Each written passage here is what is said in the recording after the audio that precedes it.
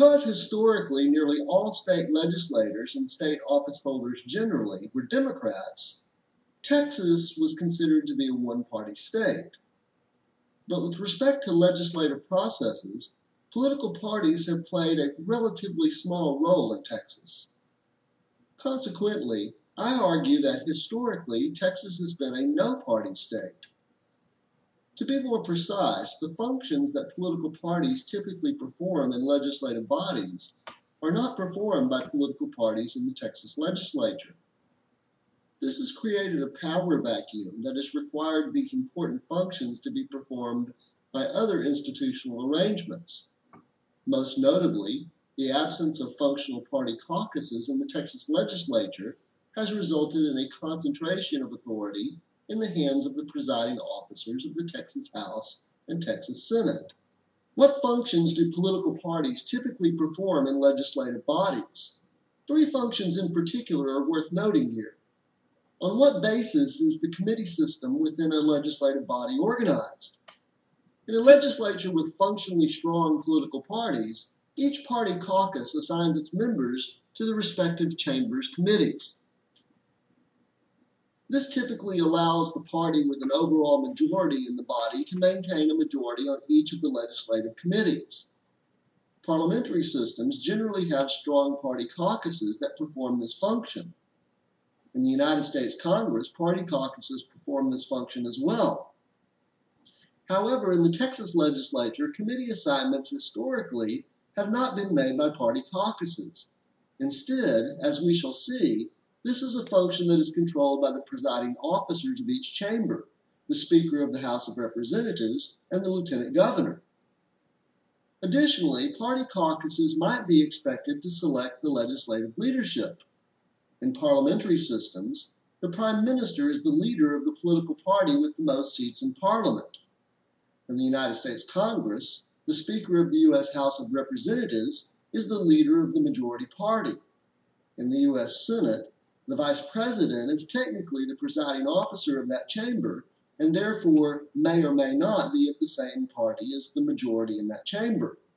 But the real political leadership in the United States Senate belongs to the majority leader, who is by definition the leader of the chamber's majority party. In the Texas Senate, the presiding officer, the Lieutenant Governor, is not selected by the majority party. In fact, the Lieutenant Governor is not even a member of the chamber.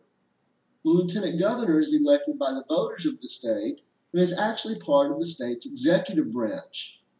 The Speaker of the Texas House of Representatives is very likely a member of the same party as that which holds a majority of the seats in the chamber, but the Speaker is not selected by a vote of the majority party caucus.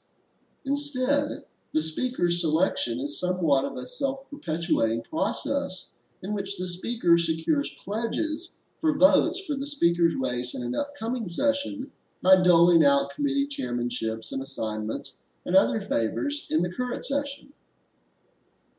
Finally, party caucuses presumably provide voting cues for individual members of the party caucus. In modern political systems, legislators must cast votes on a wide range of issues, many of which individual legislators have little or no expertise in. In strong party systems, like many European parliamentary systems, the parties develop positions on each issue for which votes are scheduled, and the party's position becomes the primary voting cue for individual members of the caucus. In the United States Congress, this is a function that has historically the party caucuses have not controlled. Consequently, for much of American history, particularly during the 20th century, individual members have taken their cues from other sources, most notably the committees having jurisdiction over a particular bill. Committee members have been seen as the experts on specific issues, and the rest of the membership tends to defer to the expertise of the committee members. In the Texas legislature, given the formal powers of the presiding officers, individual members have typically taken their cues from the leadership. That is, if they want to be players in their respective chambers. We will examine the formal powers of the leadership in another segment.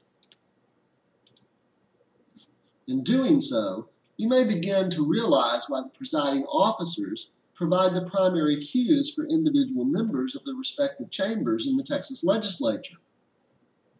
Some political scientists who study Texas politics contend that as the number of Republicans in the legislature has increased over the last couple of decades, the role of political parties has grown. Nonetheless, there is no real evidence that political parties are becoming the driving force behind the organization of the Texas legislature, as they are to a large degree in the United States Congress, and as they definitely are in parliamentary systems.